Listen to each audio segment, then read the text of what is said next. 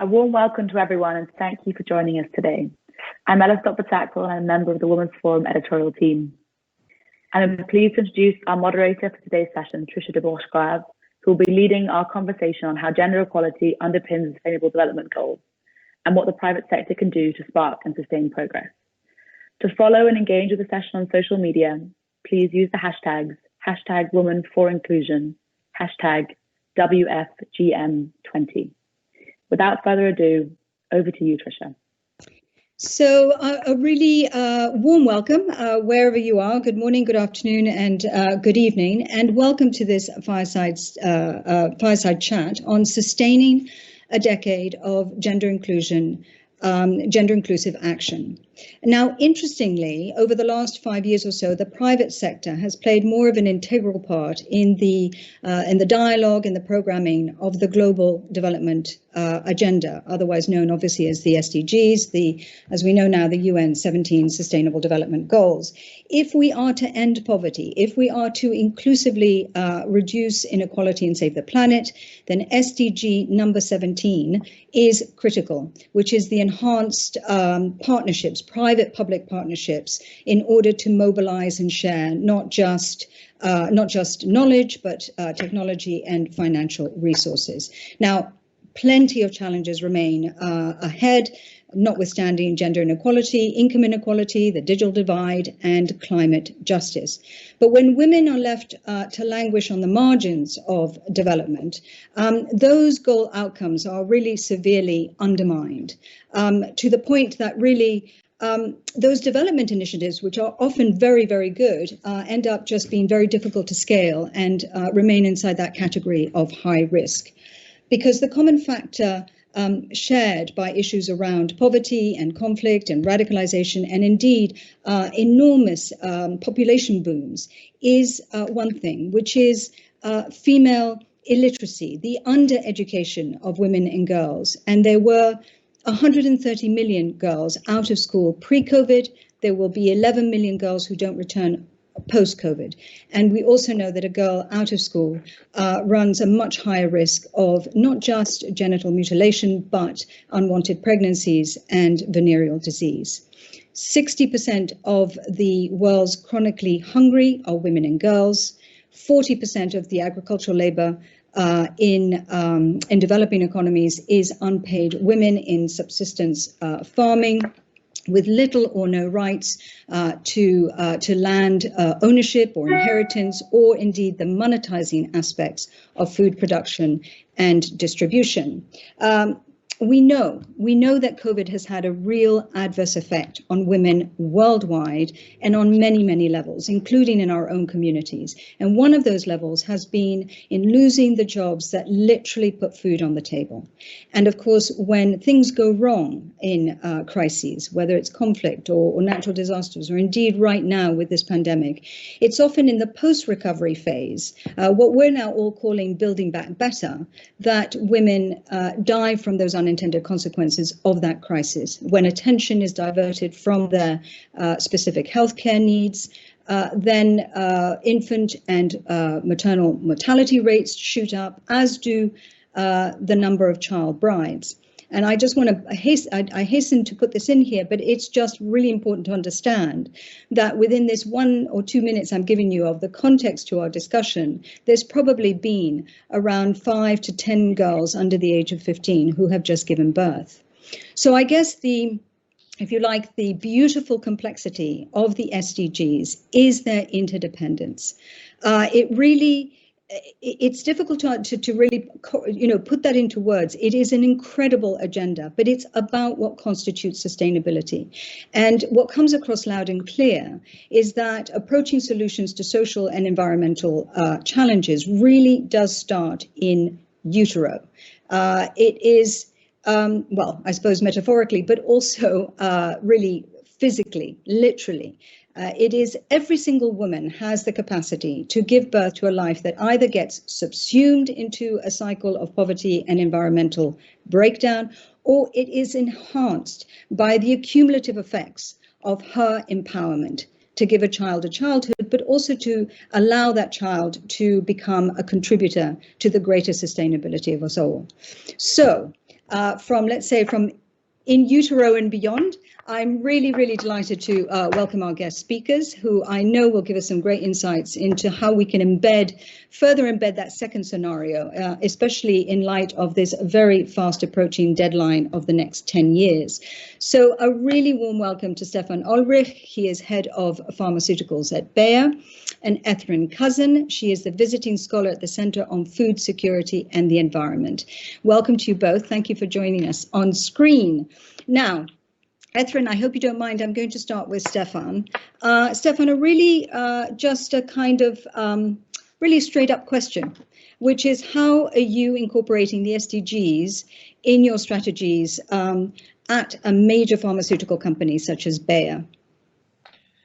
Well, Trish, thank you, first of all, to have me here on your program. It's a pleasure.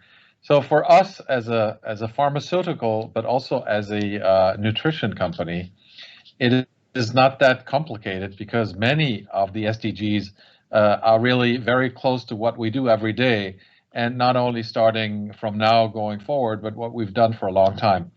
At Bayer, we have a vision that we call our own, which is health for all, hunger for none. And obviously for us, economic prosperity and sustainability along many of the SDG goals go hand in hand. So for us, this is nothing new. And let me also maybe address in that vein a little bit what this means for us concretely, as we also try to address the topic of equality, the topic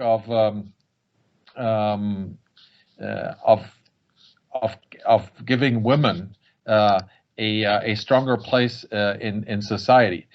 We have committed with our Bayer Women's Healthcare franchise, where we've been an active leader in providing contraceptive options to women for the last 50 plus years from Bayer. We have set ourselves the goal to provide 100 million women in low and middle income countries with access to family planning by 2030. This is clearly geared towards providing long-acting contraception with a view on really creating a sustainable impact. So it's not just throwing some pill packs over the fence, but it's really completely changing the lives of those women. So to us, sustainability really offers a different path to value creation for the benefit of everyone, although we also have to take small yet important steps along the way, and we're doing those steps to decrease our impact on the planet through our entire value chain, and we're also, of course, working with suppliers, customers, private and public sector to make an impact at scale. So you can see we're really addressing a number of the SDGs. That's really, really interesting. I also think it's, I think I understand why you choose contraception, but it's also a very powerful message, I think, in this day and age about the fact that you believe in the rights of women's sexual and reproductive health, and I think that actually is a powerful statement coming from Bayer, particularly with all the sort of pushbacks in that area, and hopefully maybe with the U.S. administration we're also going to have the lifting of the gag rule, which will maximize the global gag rule, which will maximize your work and your commitment in that field. I wanted to ask you, because at the heart of providing obviously healthcare and education and nutrition is availability and accessibility. And do your medicines and therapies have a sort of defined strategy to improve access? And I'm thinking at this point of women who are marginalized by what we call the tyranny of distance, of patriarchy, and of course the digital divide. So do you have that defined strategy built into your products? Yeah, Trish, this is obviously never an easy one for pharmaceutical companies, because in order to really increase availability and affordability of our medicines across the world, including low and middle income countries, we need to come up with solutions that do provide equitable pricing and patient affordability programs. So if we want to reach all those women on top of our existing customers here, but also addressing other pharmaceutical solutions or medicines that we bring to patients around the world, we need to, and we are, transforming the way that we price our pharmaceutical products with a really new approach that does consider local affordability alongside the product value that we provide. So this equitable pricing policy is now in place worldwide for 5 therapeutic areas of ours, including contraceptive products for women.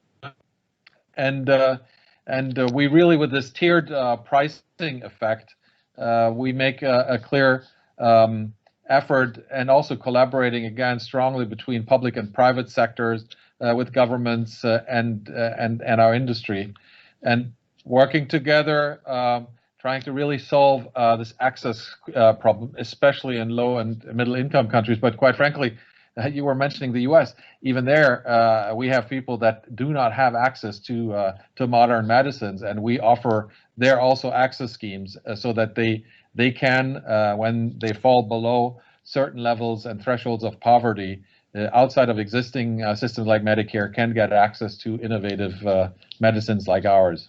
Yeah, that's interesting. We talk about the SDGs, but it actually involves developed economies as much as developing economies in that sense. But it is, I'm always fascinated by the role of the private sector when it comes to the SDGs, because you've talked about the accessibility. But for a company like Bayer, what are the challenges more broadly do you face at Bayer when it comes to aligning, if you like, the idealism of the development goals, which is, of course, inclusive growth and social equity and environmental protection, but with the pragmatism of key business imperatives, the revenue growth, the resource productivity, and the risk management? What is there an internal tension there, but not tension in a good way, in terms of trying to resolve that alignment? Yeah, I think obviously there is always tension between certain economic goals and optimizing profitability versus overall sustainability goals, because we know that today also to not just give back to the planet and respect the planetary boundaries, but also to be an attractive play for investors, to customers, in our case to healthcare professionals, but on the nutrition side also to farmers and other actors. We need to show that we respect the planetary boundaries, because otherwise there is no long-term play. So I think we have now understood that those two things are both both sides of the same medal, ultimately. Yeah, and also a great company to work for, because what you do also want to do is retain a great workforce. And I think it's plain right now that the millennial generation really does feel that they want to work for a worthwhile cause and something of meaning. Thank you. I'm going to turn to Ertharin, if I may. Ertharin, I was talking about at the beginning about that sort of beautiful complexity of the SDGs, that interdependence. And often for people, when they look at these goals, they do seem to be they're beautifully thought out, but they're sort of in silos. It's sort of access to clean water and sanitation and renewable energy. But, there is that interdependence. And coming from your research and your experience, talk to us about this linkage so people can see it, can imagine it.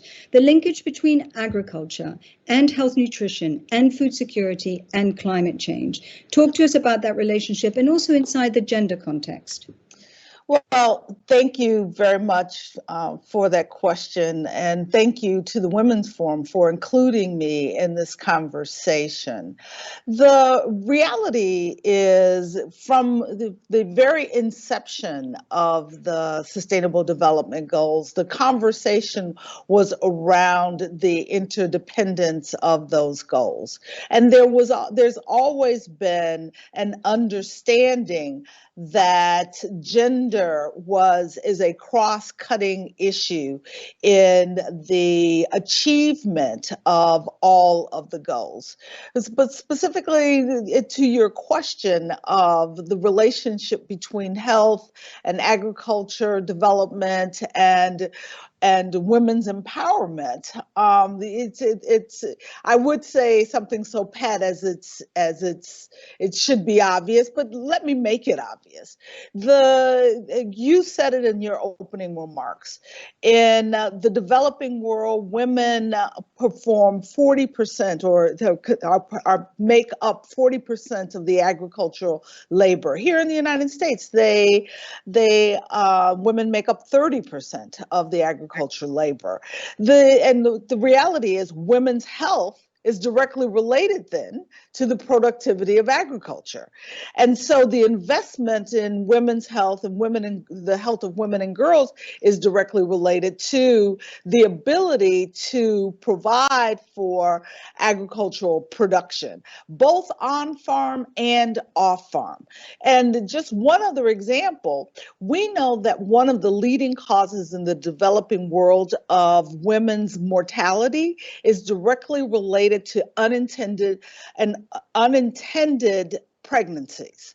And that ability for women to provide for their sexual health and reproduction is again directly related to their overall health, which is directly related to the productivity of the agriculture system. So you can see just in that one example, the interconnectedness of women's health, women's and agricultural productivity, and then the ability of agricultural productivity to provide for food security. Very interesting. And of course, you've just mentioned this, that, and I know you're going to say yes when I ask this question once again, is the battle to meet the SDGs by 2030 intrinsically linked to gender inclusion? But actually, I wanted you to mention, and I think we're going to guess what your answer is going to be to that. But how do you see the role of government and the private sector and civil society? How do they implement together? How do they work together? How does that work in terms of implementing gender inclusion? Those three different disciplines. Well, thank you, because you're right. My answer is yes, that you cannot have the type of improvement that is required to achieve the SDGs, particularly SDG 2 related to food security and agricultural productivity and the issues related to women's health. Without that multi-sectoral and multilateral cooperation and collaboration of activities, working in silos will not allow for the improvements that require private sector technology and investment, public sector policy and support for both the normative frameworks as well as the governmental policy programs that are necessary for implementation, and the ensuring that when those policies are developed, that those policies support the initiatives, the innovation, the financings that private sector can bring. So when the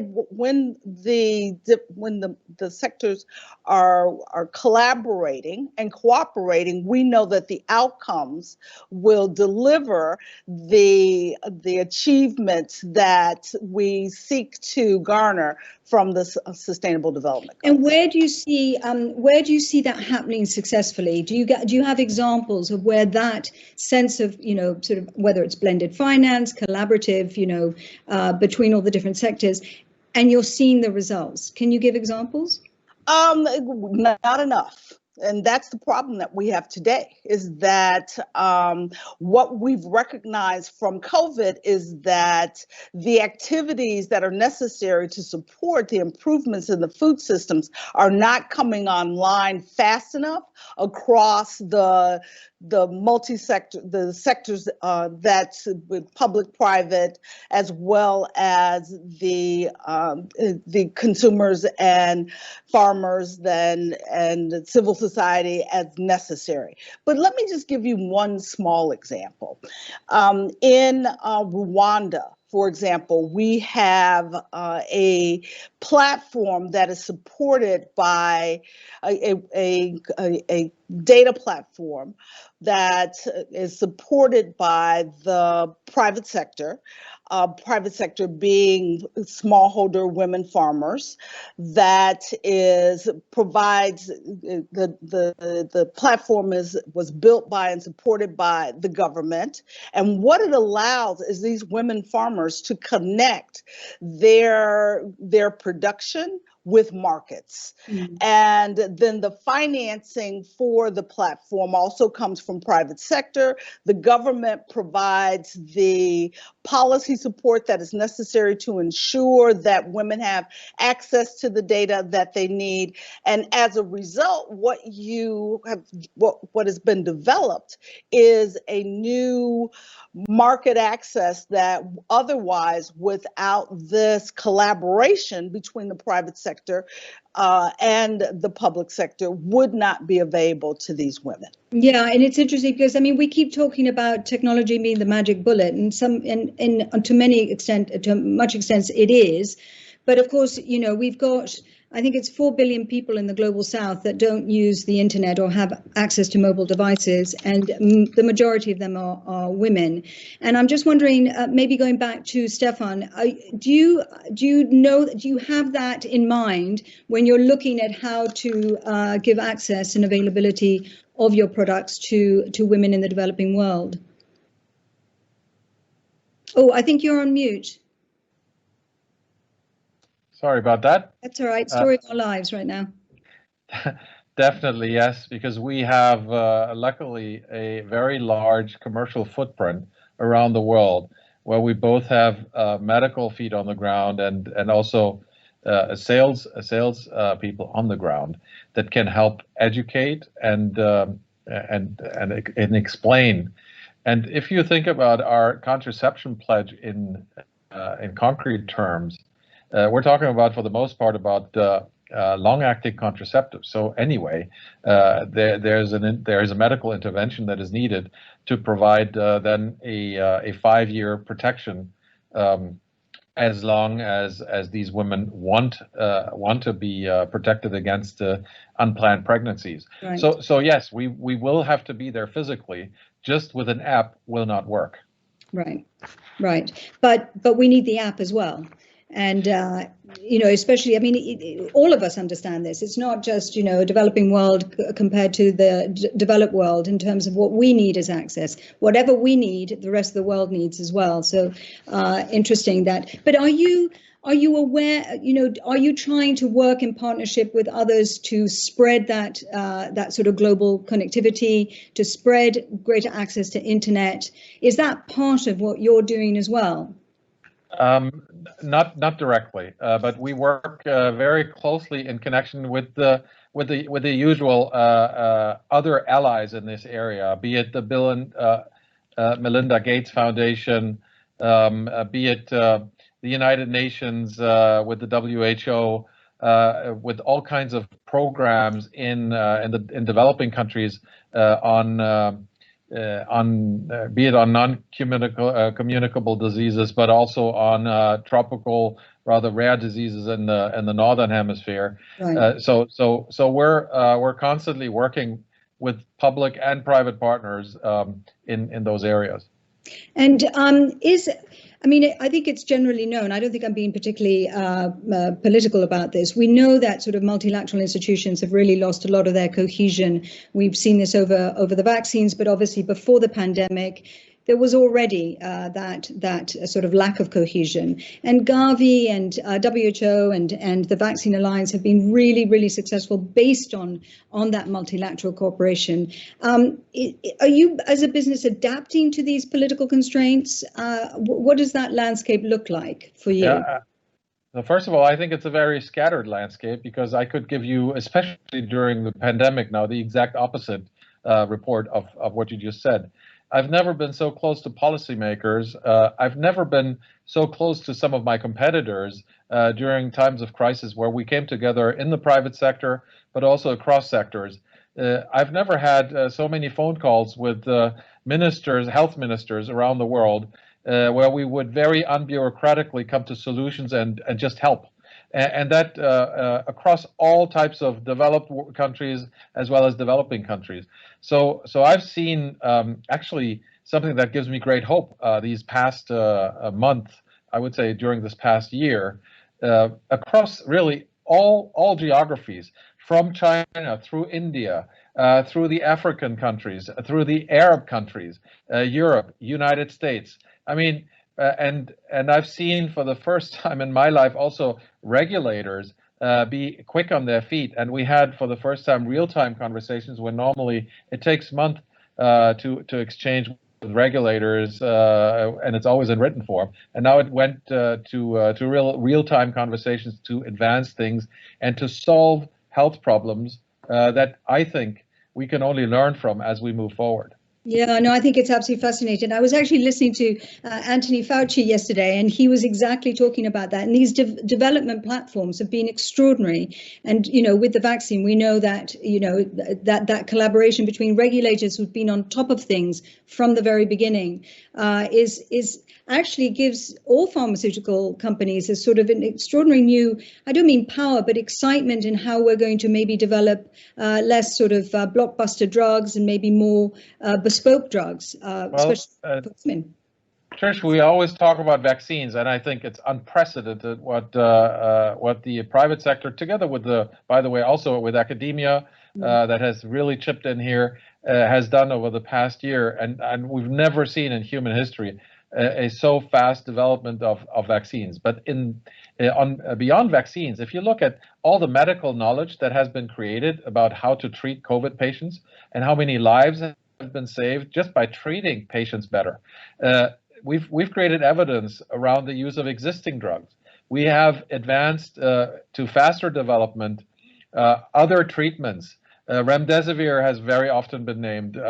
We have the antibody cocktails that are now, there's just one by Eli Lilly that has been approved in the past week. So we're making tremendous advances on therapies, and that within less than 12 months. This is unprecedented. It is unprecedented. I'm going to turn finally, because I wish I could talk to you guys a lot more, but unfortunately time has run away. Ertharin, you know, I think actually Stefan's just given us a really sort of quite extraordinary picture of what perhaps is going to happen in the next 10 years in terms of the advancement of treatments and for not just vaccines, but antivirals, et cetera, for people all over the world. Of course, that accessibility is really important. COVID is sort of unpacking this kind of perfect storm that we've lived in that has almost given rise to COVID in the first place. We just have very, very bad mechanisms of sort of carbon intensive supply chains, and, you know, everything seems to feed into food waste. We don't have a true cost of what water is and land use is, and, you know, human exploitation, and we're all unpacking that. So Ertharin, give us your vision of the next 10 years. We need your vision to tell us, where do you think, are we going to take out a lot of the lethality of our living in terms of getting to those goals? What do you see happening? You know, I listened to Stefan and watched the actions that have occurred over the past 6 months in response to COVID, and all kinds of things that we thought were impossible, too hard to do, too many frameworks, too many obstacles for us to work together. Stefan talked about working with competitors that would have been prohibited both from a legal as well as from a corporate standpoint. But because of the crisis, all of those barriers were eliminated. And we embraced the opportunity to develop solutions beyond what we deemed possible beforehand to address the pandemic. Now the question is, and what everyone is discussing as we talk about building back better and seizing the next 10 years that we have available to us for achieving the SDGs, can we maintain this momentum? And if we can maintain this momentum, if we are willing to continue in this no holds barred type of action that allows us to achieve the goals that we've set for ourselves, then what we will see is a world that is closer to actually achieving those sustainable development goals. A world where we have broken down those silos between the different actors, broken down the silos between the developed and the developing world, ensuring, as you noted, that when we bring solutions, whether they are ICT, data, AI, or other innovative solutions to addressing the challenges of agricultural productivity, women's health, access to water, access to nutrition, that we are overcoming the challenge of it's available for the affluent, but not for the poor. And so the one challenge that I am concerned about from us achieving this utopian versus a dystopian future in the next 10 years is the commitment to financing. Yeah. We will require a commitment to financing, both from the private sector, as Stefan has just identified for the different initiatives that Bear's taking, but also from the public sector to ensure equitable access to all of the tools that are required to achieve the goals we all seek to perform. No, not just the public sector. I think also the billions of dollars or trillions of dollars in financial assets that are held by asset managers, which really need perhaps better incentives and accountability and transparency mechanisms to release some of that liquidity, which is kind of stuck right now. But listen, we know that there are trillions of dollars sitting on the sidelines today that are not going into the types of investments that are necessary to address the challenges that, not only the challenges that were illuminated by COVID, but those that we knew were suppressing our ability to achieve all of the sustainable development goals even before COVID. And so moving that capital into the mainstream to investment for financial return as well as for impact is quite an imperative. But what's been exciting is to see major equity managers like Blackstone coming on board and making these incredible commitments of capital to addressing these challenges. And we need more of that, and we need a sustained commitment by public and private investment to the financing that is required. There speaks a great American in charge. I love it. No, you're absolutely right. And it just really does emphasize that blended finance, that you know, coming out of your silos in your disciplines to be able to everybody push that agenda. Many thanks. Stefan, forgive me if I haven't just finished off with you, but I've found it absolutely fascinating. Thank you to the both of you. And I'm now going to pass on to Ella and enjoy the rest of the forum. Many thanks, speakers. Thank you. Thank you, Trisha, Ertharin, Stefan, for a wonderful conversation. We heard about how gender needs to be a cross-cutting theme across all the SDGs. We heard how the COVID crisis has opened up new ways of working together and how we can create an environment that enables women to play an active role in achieving the SDGs. Thank you to our audience for listening and joining, and we'll see you back online for the upcoming New York Times debate.